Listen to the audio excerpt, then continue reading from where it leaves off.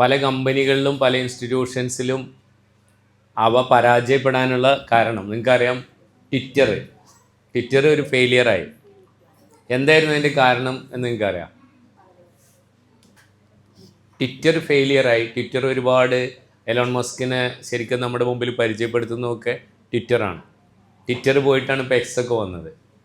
ഇപ്പോൾ ട്വിറ്റർ പരാജയപ്പെടാനുള്ള കാരണം മൊയ്സർ പറഞ്ഞ കാരണമാണ്. ഇമോഷണൽ ഡ്രെയിനാണ്.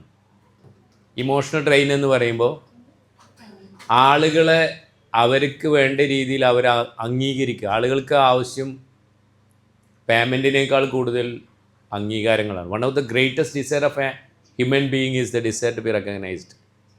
പരസ്യമായി അംഗീകരിച്ച് കാണാൻ ആഗ്രഹിക്കാത്ത ഒരാളും എൻ്റെ മുമ്പിൽ ഇരിക്കുന്നില്ല. പരസ്യമായി അവഗണിക്കപ്പെടുന്ന ഒരവസ്ഥ ഉണ്ടാവരുത് എന്ന് ചിന്തിക്കാത്തവരും നമ്മളാരും അങ്ങനത്തെവരല്ല. അപ്പോൾ തൻ്റെ ജീവിതത്തിൽ കിട്ടിയ, ഇപ്പോൾ എനിക്കത് മൊയ്സർ പറയുമ്പോൾ ഞാൻ ചെറുപ്പത്തിൽ ഞാൻ ആഗ്രഹിച്ചിട്ടുണ്ട്. ഞാൻ പഠിച്ചിടത്തൊക്കെ ടോപ്പായിട്ടാണ് വന്നിട്ടുള്ളത്. ഞാനൊക്കെ സ്കൂൾ പഠിക്കുന്ന സമയത്ത് LP സ്കൂളിലെ അധ്യാപകരുടെ ഭാഗത്തുനിന്ന്, ഞാൻ ഇഷ്ടപ്പെടുന്ന അധ്യാപകരുടെ നിന്ന് നന്നായിട്ടുണ്ടടാ എന്ന് പറയുന്ന ഒരു കൊട്ട് കിട്ടണം എന്ന്, അല്ലെങ്കിൽ ഒരു പാറ്റിങ് കിട്ടണമെന്ന് സത്യത്തിൽ ആഗ്രഹിച്ചിട്ടുണ്ട്. എനിക്ക് കിട്ടിയില്ല. അപ്പം നിങ്ങളെയൊക്കെ സംബന്ധിച്ചിടത്തോളം നിങ്ങളുടെ മനസ്സിൽ ആരായിരുന്നു നിങ്ങളുടെ ഏറ്റവും നല്ല അധ്യാപകൻ ഇപ്പോഴും മനസ്സിൽ തങ്ങി നിൽക്കുന്നതെന്ന് ചോദിച്ചാൽ ബഹുഭൂരിപക്ഷം ആളുകളും പറയുന്നത് കേട്ടിട്ട് LP സ്കൂളാണ്.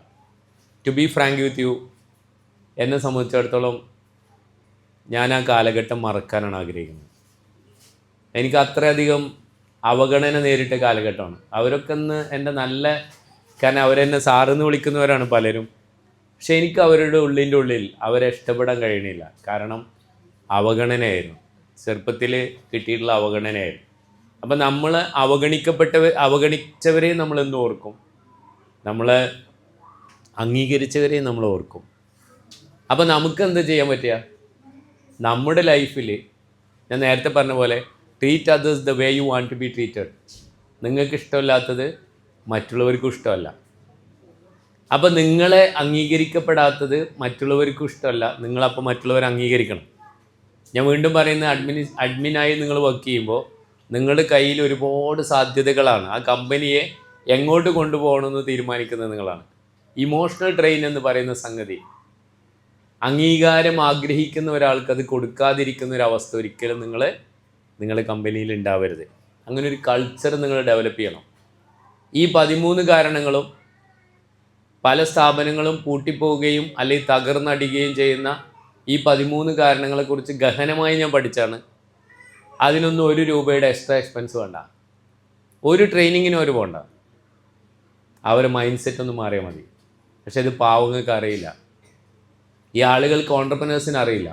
അപ്പോൾ നിങ്ങൾ വെറുതെ സർട്ടിഫിക്കറ്റും പോയിട്ട് വാങ്ങിയിട്ട്, ഞാൻ വീണ്ടും പറയുന്നു, ഏതെങ്കിലും ഒരു കമ്പനിയിൽ ഏതെങ്കിലും ഒരു അഡ്മിനായിട്ട് വർക്ക് ചെയ്യാനല്ല നിങ്ങൾ പോകുന്നത്. You are going to be a different admin because you learned a lot of the things which you have to use in your company through your life journey. നിങ്ങളുടെ ജീവിതമാകുന്ന യാത്രയിൽ നിങ്ങൾ പഠിച്ച ഈ പാഠങ്ങൾ നിങ്ങൾ അവതരിപ്പിക്കാനുള്ള ഒരു വലിയ ഇടമാണ് നിങ്ങൾക്ക് സിൻസ് എന്ന ചാനലിലൂടെ ഒരുക്കപ്പെടുന്നത്. അവിടെ ഉപയോഗിക്കുന്നതൊന്നും ഞങ്ങളാരും തന്നതല്ല. നിങ്ങളുടെ ജീവിതത്തിൽ നിങ്ങൾ കാണാതെ പോയ നിങ്ങളുടെ ഉള്ളിലുള്ള വിലപിടിപ്പുള്ള കഴിവുകളാണ്. ആ കഴിവുകൾ ഉപയോഗിക്കുക. അത് മാത്രമേ നമ്മൾ പറയുന്നുള്ളൂ. All the best.